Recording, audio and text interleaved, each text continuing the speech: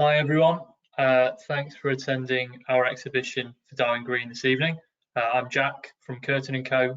We're working with Barrett to help deliver the community consultation.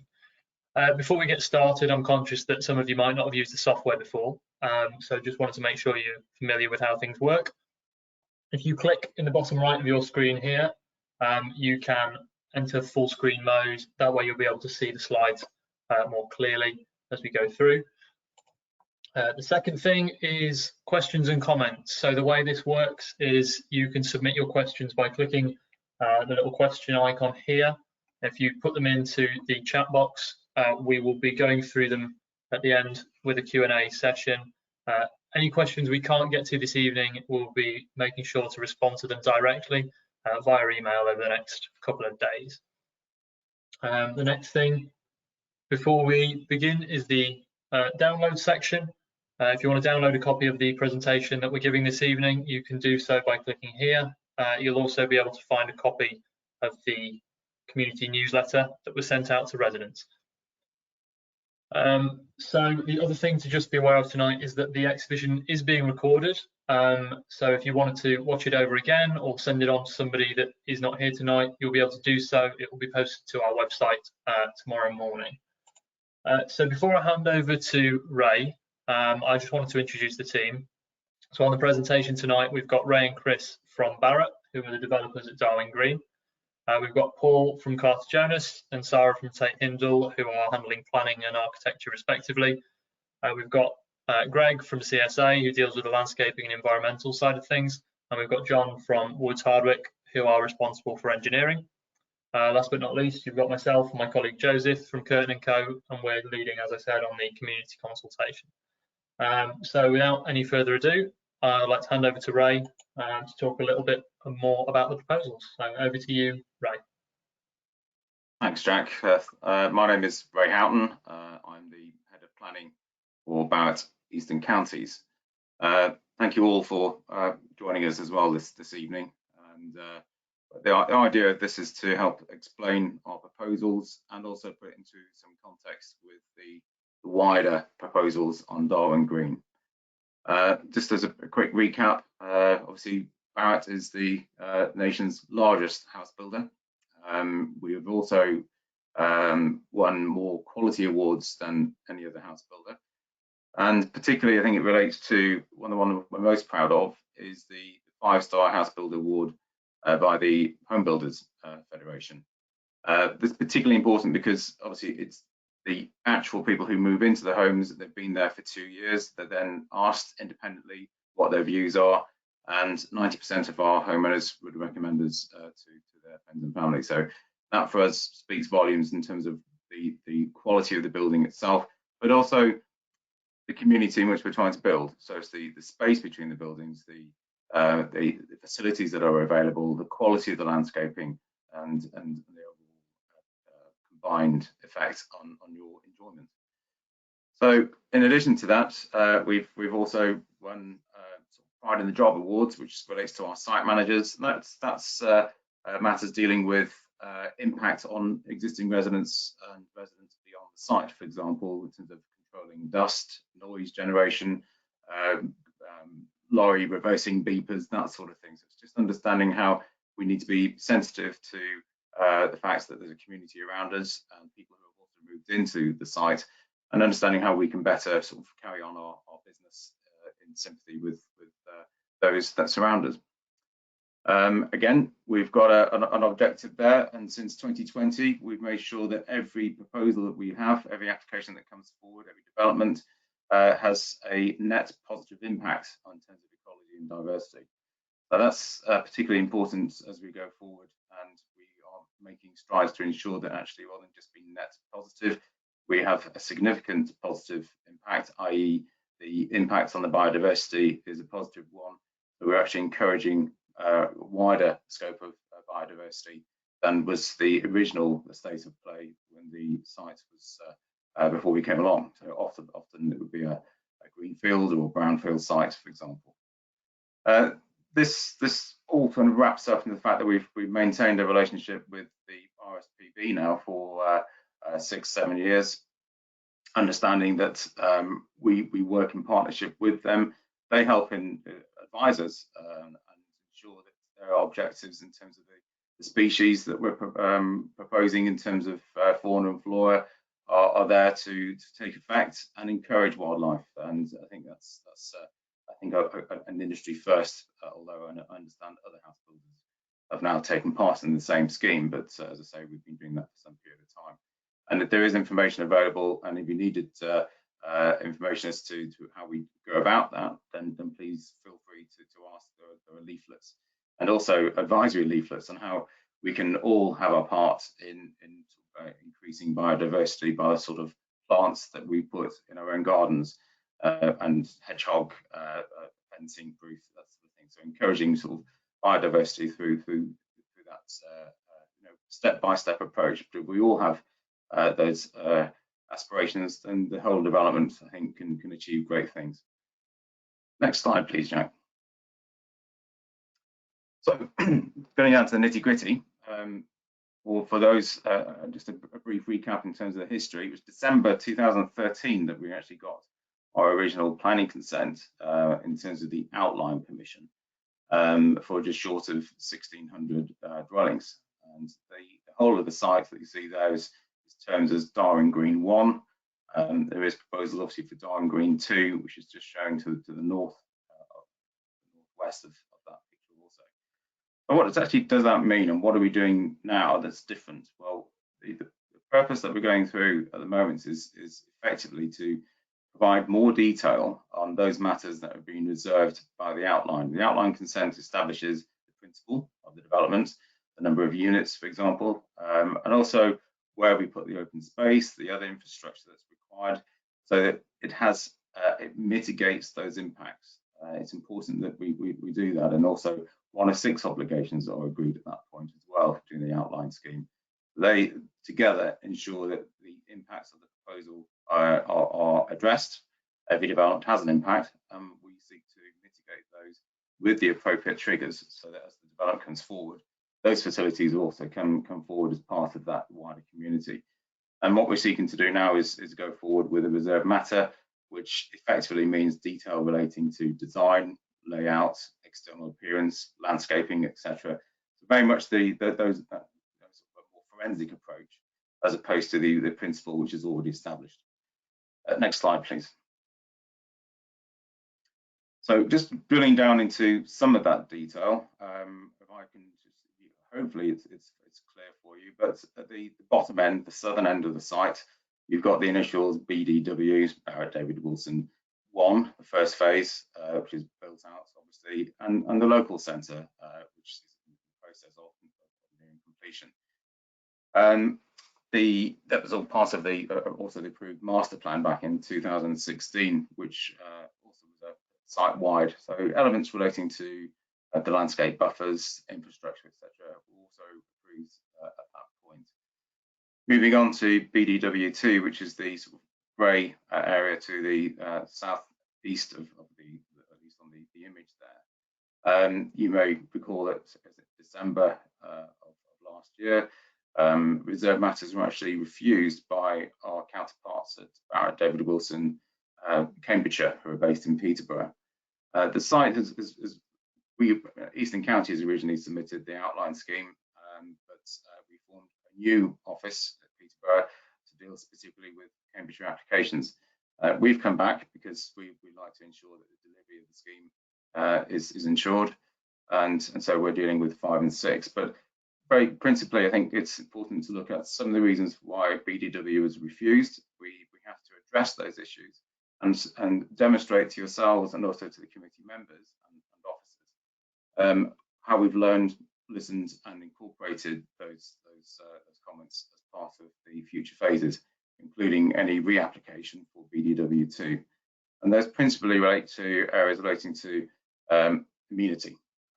A lot was made also of house sizes, garden sizes, distances between properties and existing residents, particularly those on Windsor Road, and also understanding how affordable housing is provided and the clusters of affordable housing to ensure that you create effectively pepper potting, so that there's an even spread and a tenure blind approach Those are the sort of things that we've had to look at again, and we will be showing in this presentation as part of BDW5 and 6. The bit in the middle is BDW3 and 4, those two lungs either side of the central park that we're calling it, the open space in the middle. And BDW3 and 4, as I understand it, will be coming forward as reserved matters later this year. The purpose of this presentation this evening and any questions you might like to ask relate to BDW5 and 6, which forms 411 houses. The scheme that we're looking at to submit will be end of June, beginning of July, we hope. We've had a very exhaustive process of engagement with various stakeholders, including residents, the ward members, and particularly officers and the county and the district level also. So it's getting there, but part of this evening's approach is to understand and explain our proposals to you, and also answer any questions you may have. Next slide, please. Hi, Ray. I'm just going to butt in. I've just seen the chat, and it looks like a few people are experiencing audio issues. So I wonder if it might perhaps work if Chris could just take over from here. I'm just thinking that might be the best move forward if Chris is available to take over. Yeah, by all means. Apologies if my microphone seems to be breaking up, does it? Yeah, I think that sounds like that's what it is. So okay, well, I'll unmute, and Chris, you could take over probably for the next slide, actually. Thanks, Ray. Yep, happy to. Thanks a lot, Jack. We thought it's useful to include this slide in the exhibition, because that shows not just the sort of Darwin Green site as a whole, how that fits in to the sort of existing grain of Northwest Cambridge, but it shows how it not just links in as well to the existing sort of facilities and community infrastructure that lie in this area of Cambridge, so your local shops, green spaces, etc. But it's how the scheme as a whole is delivering a new, essentially local centre to this area of Cambridge. So you can see the parcels BDW5 and 6 redlined at the top of the picture there, which there are various green spaces abutting it. And then, you know, not a 5-10 minute walk through the central park towards the south of the scheme, there is the real local centre and community hub of the scheme, which features a medical centre, library, retail units, and a restaurant. So that's currently being delivered as we speak, and like I said, the aim of Barratt is to really create a new, community hub in this area of Cambridge, and the parcels that are being brought forward, really help to speed up that delivery of that community infrastructure and make sure that ultimately that's in place before the majority of residents that move into the site get to use it. So I think that just really shows how what we're trying to create really fits in to this area of Cambridge. Next slide, Jack. And I'll hand over to Sarah. Thank you, Chris, and good evening, everyone. Parcels 5 and 6 will form a distinctive new quarter of Darwin Green and is the northernmost quarter, providing 411 new homes ranging from 1-bed apartments to 5-bedroom houses. 164 of those homes, or 40%, will be affordable housing, and 25% of those will be for shared ownership. The proposals for parcels 5 and 6 build on the requirements of the outline consent with improved standards for the design of the new houses. So all homes will meet national space standards, and there will also be homes specifically designed for wheelchair users and other homes that are adaptable. The landscape provision is a key part of the proposals, and there'll be new green infrastructure which will provide opportunities for play as well as allotments for new and existing residents. Connectivity is also an important aspect of the scheme, and as well as physical connections, which I'll touch on in a moment, there will be superfast broadband to all properties. We're developing our sustainability strategy, and all the homes will be environmentally friendly, energy efficient. And as part of that strategy, as well as the homes, there'll be ducting installed throughout the site to enable future electric vehicle charging points. Next slide, please. The variety of homes proposed will cater for a diverse community. The homes are arranged in 3 neighbourhoods set within ribbons of landscape, and each with the central public space as a focal point. The central Houghton Square in the northern neighbourhood, and then the eastern neighbourhood, which also focuses on a neighbourhood square, and in the western neighbourhood are pocket parks. Pocket park forms the central area. These neighbourhood spaces are part of a variety of interconnected green routes and spaces that support a healthy community of all ages and abilities. We've improved on the outline master plan by improving pedestrian and cycle connections. We've added a new cycle and pedestrian route from the orbital cycle route on the western edge through to the allotments on the east.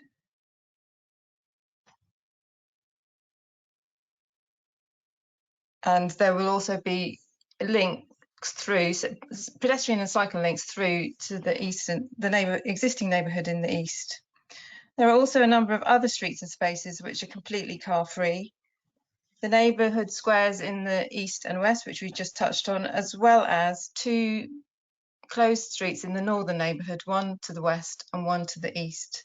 And these will provide opportunities for people to meet safely and for doorstep play without worrying about traffic.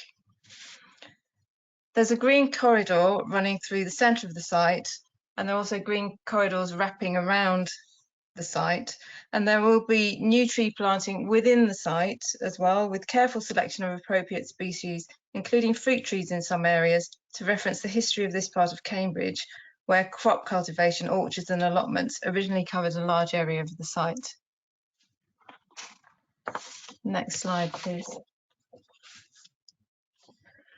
In developing these proposals, we've been very mindful of our neighbours to the east, so only 2-storey houses are located along the eastern edge of the site. Moving towards the west, the buildings rise up and are a mixture of 3- and 2-storey buildings until we get to the primary street, which runs up through the centre of the site, where we've got 4-storey buildings, because that area has a more urban character to it, and that's something that was set out in the design code. So it's mostly 2 and 3 stories with some 4, and that sits within the requirements of the outline application. Next slide, please. And I'll hand over to Paul to talk about the mix a bit more. Thank you, Sarah. There's just a few planning matters that I was just going to quickly touch upon. As Sarah says, the first one is housing mix. As confirmed at the outline planning application stage, the development as a whole is required to deliver 40% affordable housing alongside 60% market housing. That remains so for these phases and indeed other phases. We have, however, been on a bit of a journey through our dialogue and liaison with the council's housing officer to really test the most appropriate mix of housing that should be delivered, particularly in relation to affordable housing. When the outline application was approved in 2013, there was an indicative housing mix set out within the Section 106 legal agreement, and that effectively looked to provide 50% of the affordable homes as 1- and 2-bed properties, and the remaining 50% as 3- and 4-bed properties. And that indicative mix was chosen because at the time that was reflecting the need for housing locally, and particularly the families that are on or were on the council's housing list. In the passage of time, that housing need has changed. So through our engagement with the housing team, we were advised that the need now very much is for 1- and 2-bed affordable properties. And as you can see on the table on your screen, we have updated our proposed scheme so that 90% of our affordable housing properties are now delivering those much needed 1- and 2-bedroom properties, with the remaining 10% being spread across 3- and 4-bed properties. We think this is a really positive response to the changing circumstances that have inevitably arisen since outline planning permission was granted in 2013. In terms of the market housing, we continue to provide a mix of properties ranging from 2-bedroom properties up to 5 bedrooms, with the majority of units being 2- and 3-bed properties. As Ray touched upon in his introduction, we are also very mindful of the need to separate and disperse different tenures of housing, and as the application progresses, we'll be showing where indeed we plan to locate the affordable and market housing so that they are suitably pepper potted around the development. Next slide, please, Jack. The other more technical point I just really wanted to touch upon, and this is mindful of one of the issues that was raised in the refusal of BDW2, and indeed both Ray and Sarah have touched upon this already, but it's our relationship with Neighbours to the east. Unlike some of the other phases, we have quite a favourable relationship with existing properties. The extract of the master plan on your screen shows the relationship at the northern part of the site. Slightly further south, the majority of our boundary is provided in the form of the new allotments, and obviously provides a very sensitive edge to the existing housing. Now, we are mindful that the plan on the screen here doesn't include all of the single-storey extensions that have been added to some of the properties to the east. We are reliant on gathering OS data, so we don't have those later additions surveyed, but we have been able to show on this plan the anticipated separation distances between houses and our boundary, which range from 9.5 metres to the majority of houses being 11.5 metres from the boundary, as you can see, but also the back-to-back distances, which is really the distance at first floor level, where the levels of separation are ranging very much from 22 metres plus, which is quite a generous level of amenity retained for both the existing and proposed residents, and is an improvement over that which was felt to be inadequate in the refusal of BDW2. Next slide, please. I'll hand over to Greg. Good evening, everyone. So as discussed, BDW5 and 6 forms part of the wider Darwin Green site, which benefits from a substantial network of open spaces located across the whole of the site, including the large central parkland that lies just a short walk away to the south. This includes a range of formal play areas, sports pitches, lawns and semi-natural habitats located around the feature pond. BDW5 and 6 itself benefits, as we've discussed, from being traversed east-west by a series of linear open spaces, shown here at the top of the plan, and these contain a range of landscape features, including further formal play spaces, cycle links, and the strategic drainage features that serve the housing areas. Likewise, another linear open space runs the full length of the western boundary, providing a buffer to future development, and includes a strategic orbital cycle route linking back to Houghton Road. Whilst the landscape details of these spaces have already been fully approved by the local authority, through our design development, we've been working hard to make best use of the outlook and close proximity to these spaces and how they can benefit the new proposed housing. As Sarah has mentioned, within BD5 and 6, the outline permission master plan required the creation of 3 small secondary squares, one within each of the sub-neighbourhoods, to act really as central focal spaces. And we've been developing the design to make these as large and as green as possible to ensure the amenity for new and existing residents is maximised. These public spaces will be designed as attractive areas for residents to congregate, and the planting will seek to maximise the biodiversity value of the site. Additionally, as Sarah has outlined, by removing any unnecessary roads within the layout, further areas can be given over to small public spaces with footpath and cycle connections retained, such that the amenity space for residents is enlarged. Additionally, these 3 local neighbourhood spaces will incorporate the local play provision in the form of 3 small lap spaces or local areas of play, mainly designed for toddlers and young children, which will supplement the existing play provision approved in the wider open space areas. For example, the large play area that sits in the central east and west corridor that is in easy reach of all the new homes within parcel 5 and 6.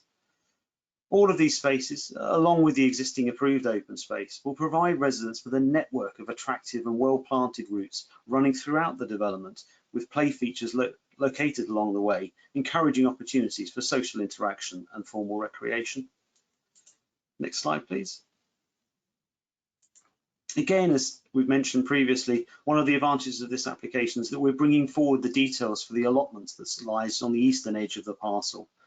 Darwin Green itself has 3 allotment sites in total, and this one, site 3, will be approximately 0.5 hectares or 1.43 acres in size, and will incorporate a wide range of plot sizes, all in accordance with the planning requirements.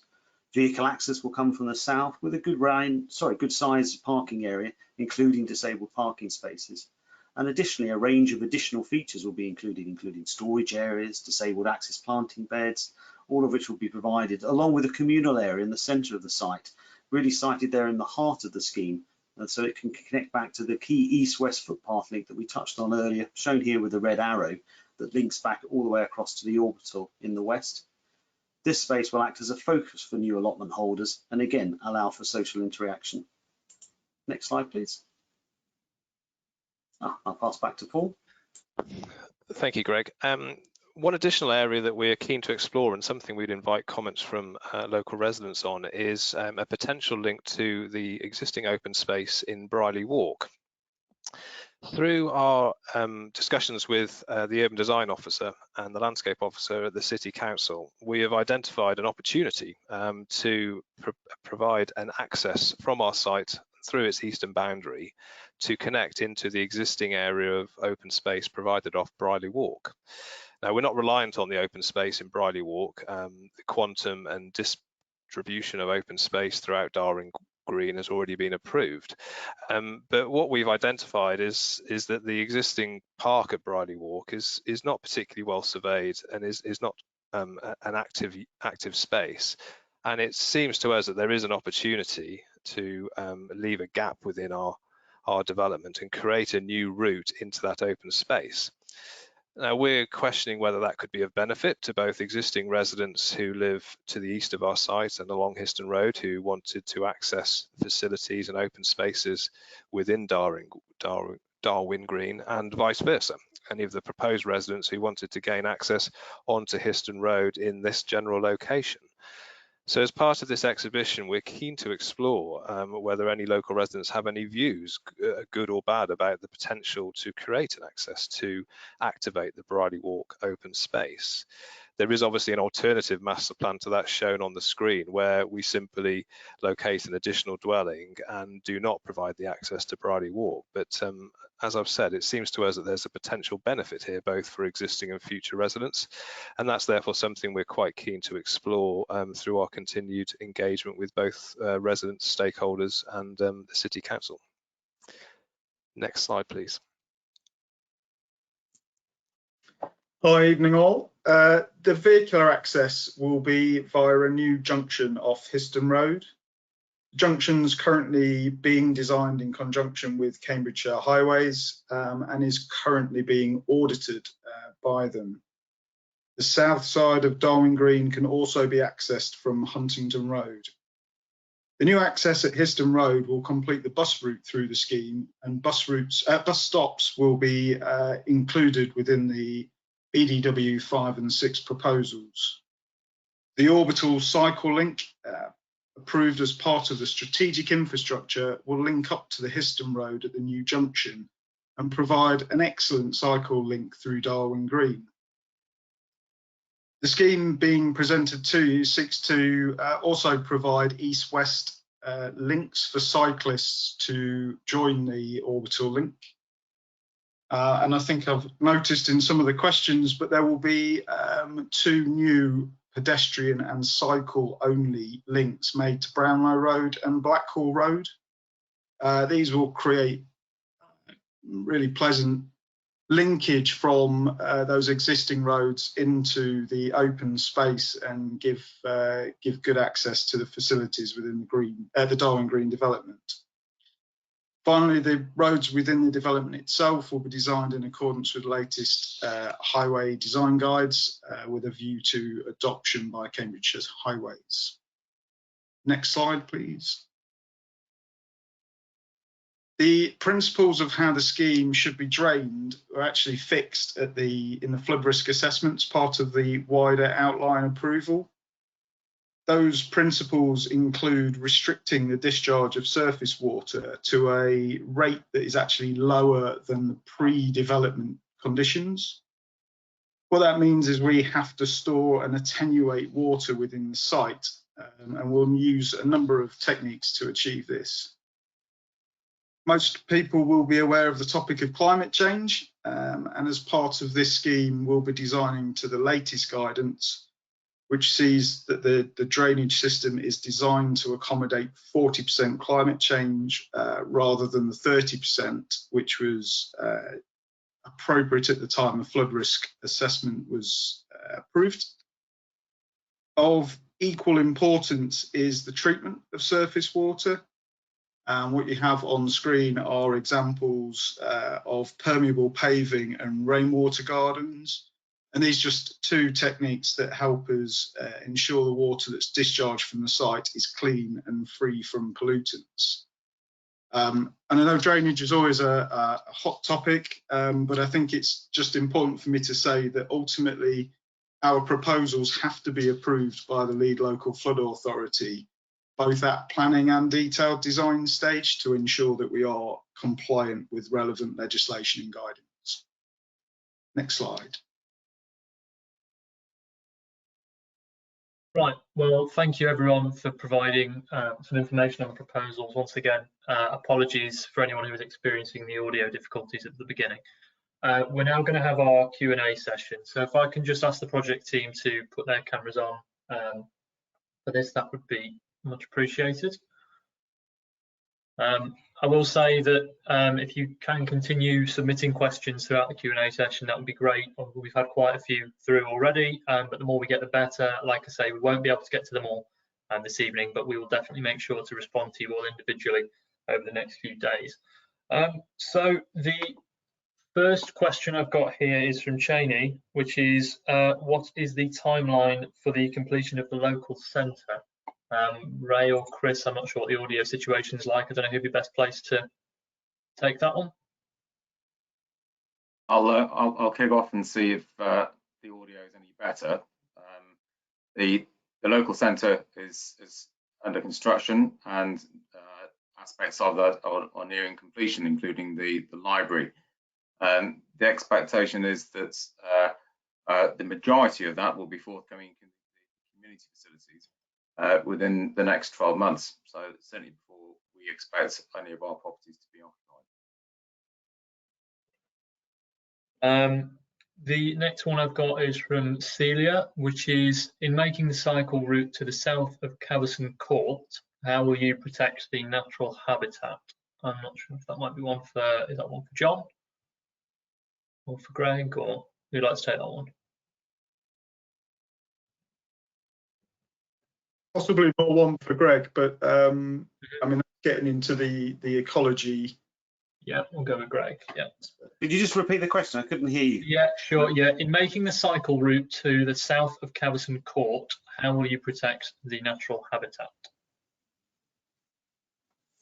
I think what I would say is that obviously there's an appointed ecologist on the scheme. They'll be looking at all the habitats that are affected by any of the proposals that we're bringing forward. And if there are any particular impacts, then we'll be looking at all measures required to mitigate for those impacts. And obviously the site in its entirety provides a lot of mitigation, new planting and enhancement in terms of biodiversity across the development. Can I just add further to that, Greg? Again, just to reiterate, the comments I made at the beginning, so apologies if those weren't clear, but the requirements is to ensure now that any development, including this one, has a net biodiversity gain. So therefore, any existing ecology needs to be retained and enhanced as best as possible, and new species introduced because of the range of landscaping and the species that we're proposing. As Greg said, we've got an environmental an ecologist consultant on board. They're not here this evening, but all those aspects are part of the reserve matters as well.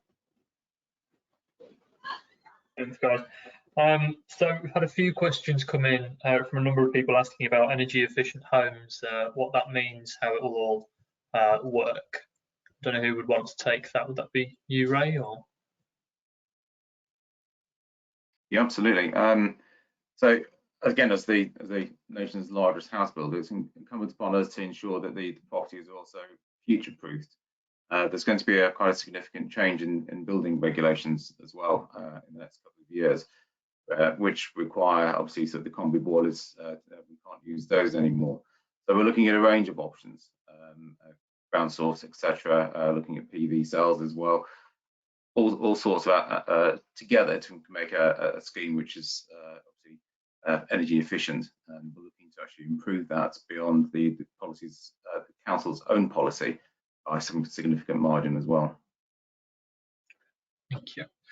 Another question that we've had a few times from different people is just regarding the school. Now, there's obviously a broader Darwin Green point, but just in terms of the delivery of the school, what the timescales are like, what the situation is on that. I don't know if you could speak to that. That's probably Ray, isn't it? Again. Yeah, well, the short answer is that it's not part of BDW5 and 6, but I fully appreciate that residents want to know when that is coming forward. I think probably the best bet, if I speak to my colleagues in our Peterborough office, and any queries you've got, I will seek to answer directly through email or after this meeting through yourself, Jack. Yeah, we can. What we'll do, we'll make sure that the up-to-date information, once we've got it, is on the website. So if residents keep a close eye on the website, they'll be able to find all this information. And I will say we'll be posting an FAQ page to the website after this, so you'll be able to get again all the feedback on all these questions whenever you like. So another thing that's just come up is affordable housing. Kind of what it. I think this is often a question that people will have, is what the definition of affordable housing is and how it really works, what the different types are. So I don't know, Paul, do you want to maybe come in on that and just give a bit of information on what affordable housing will mean? Yeah, thanks, Jack. Yep, I'll have a go, and Ray may want to chip in. But the affordable housing is set by the Section 106 already, and that confirms that 75% of the affordable properties, so 75% of the 164 affordable homes, are to be provided as social rent. And that effectively means that they will be available for rent at a discounted cost, about 80% of market rent. And the remaining 25% of the affordable units will be provided as shared ownership, which I think is a model that people are more familiar with, and where people can purchase part of the property and rent the rest to lower the asking price to make them more attainable to people on lower incomes.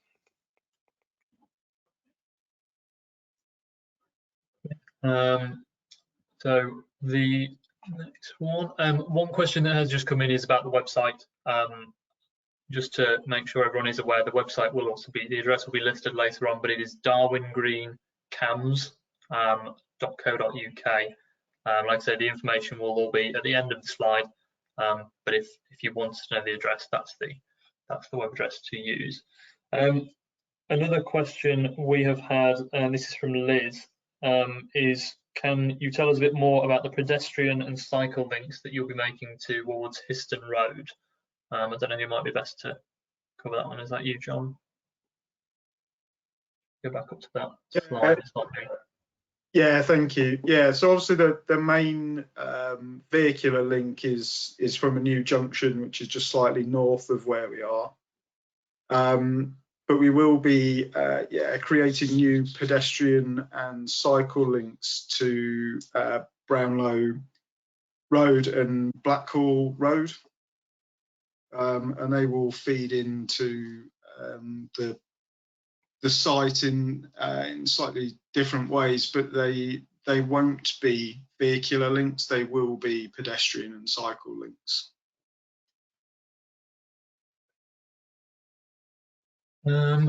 Another question that we've had, and again a number of times come up, is about passive house. What proportion or percentage of the build will be passive house? Again, I'm not sure who might be the best placed to take this one.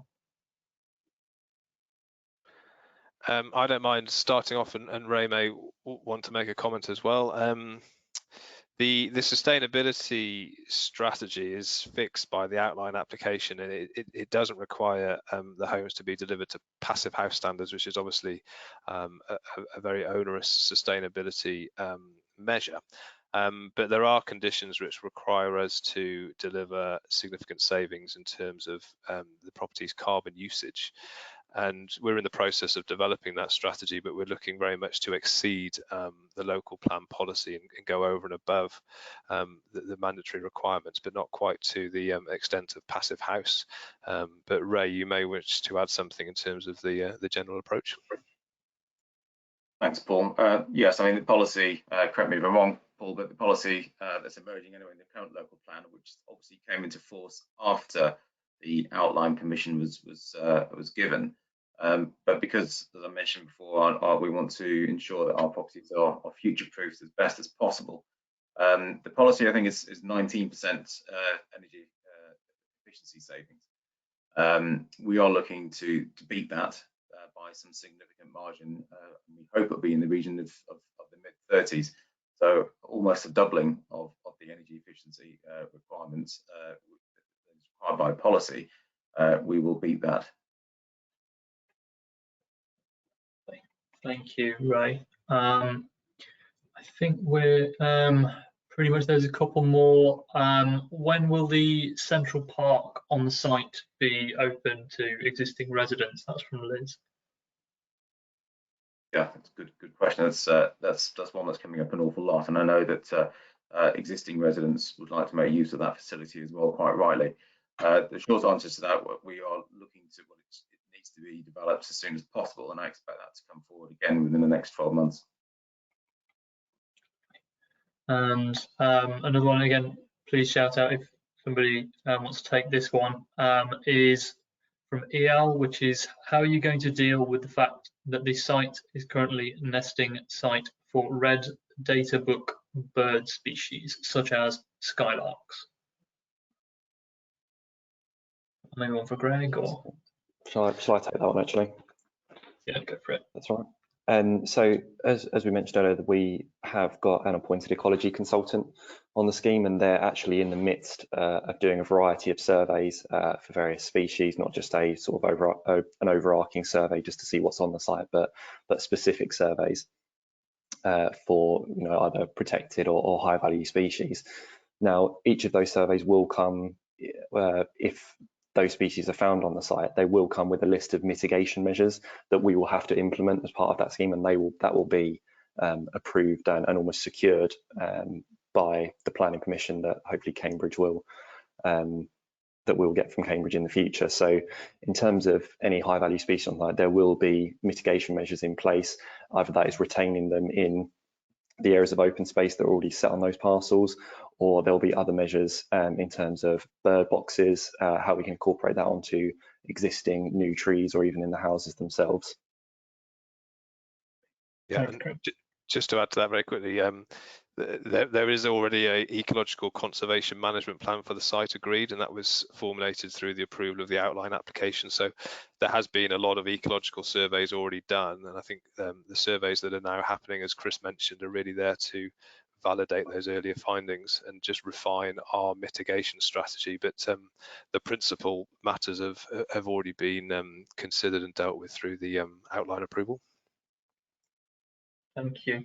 And then one final one, which again, it's on the sustainability side of things. Can it be confirmed, this is from Patrick, can it be confirmed that we're not looking at gas boilers for any of these properties?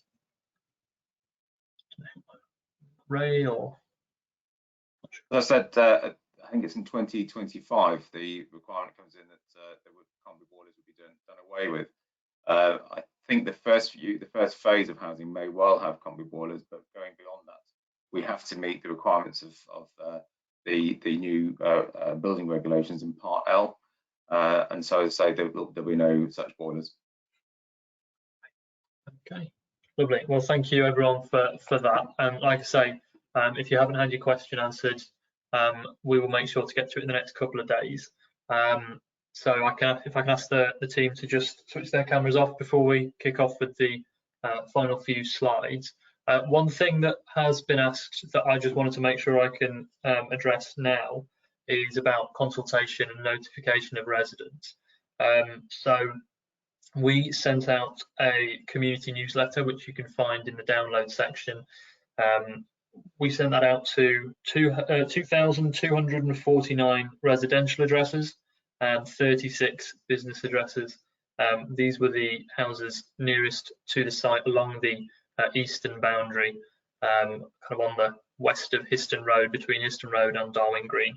So that went out at the end of April. And obviously we've got this event now. Like I say, we're keen to consult with as many residents as possible. So if you are aware of anyone who's not been able to attend tonight, then like I say, a copy of the exhibition slides, we're happy to post them. There will also be a recording of this up on the website. So we've done this. Oh, sorry, here we go, Q&A. Right, so yeah, like I say, we're really keen to hear what you all have to think about the plans. Obviously, we've seen some great questions so far this evening. In terms of what you can do to get your thoughts to us, if you could fill in the form when we close the webinar, you'll be met with a short little form that should only take a few minutes. So if you could fill that in, just give us some thoughts, some feedback on the proposals that we've presented tonight, that would be much appreciated. There are a couple of other ways you can do it if you prefer. Like I say, we sent out the community newsletter, so if you wanted to post a paper copy, that has a free post address on it. Alternatively, you can visit our website, which, as I said, is darwingreencams.co.uk/your feedback. The feedback form is the same on all three of these. So, you know, like I say, fill it in any way that is preferential to you. So just before we finish this evening, I just wanted to touch on the next steps and what you can expect in the future.